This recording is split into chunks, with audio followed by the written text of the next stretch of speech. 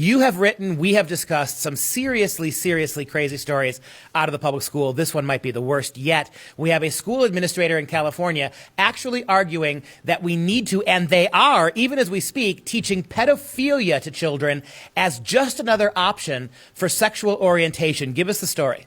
You know, this concerned mother asked the assistant superintendent of curricula in the Brea Olinda School District in California why they were teaching children pedophilia and normalizing anal sex. And you would expect the administrator, the assistant superintendent, to say, "Oh my goodness, that's horrible. Where did you get such an idea? We would never do something like that."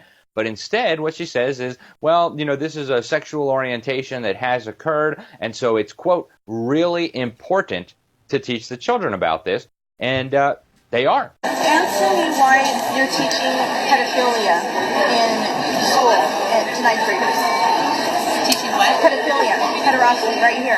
I've explained to you that this is done because we are talking about historical perspectives of how gender relations and different types of sexual orientations have existed in history. This is not about something occurred and therefore we have to teach it. I mean, if that was the case, we'd be teaching all kinds of things. What it is about is normalizing every type of perversion. And I want people to realize here the implications of this. This is more than just confusing and perverting and sexualizing the children.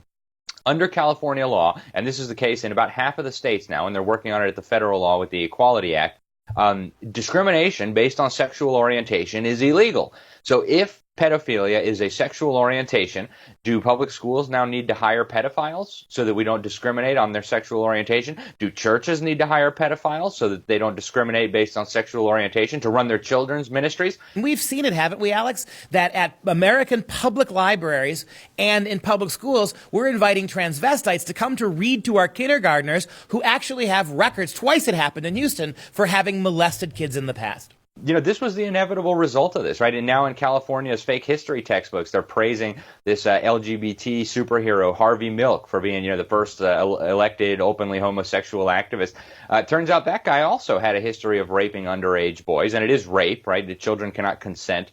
And some of them went on to kill themselves, and yet they've made him into a superhero in California's textbooks as part of this new law that mandates the positive presentation of homosexuals and their alleged contributions to history. What they're going to have to do if they continue this, if this goes unchallenged, is they're going to have to teach children that to oppose the sexual advances of adults simply because they're adults is now a kind of bigotry and orientation phobia. That's the next logical thing, to convince kids that if they're not considering sex with older people, then they're being bigots. That's the only place we, by definition, have to go next.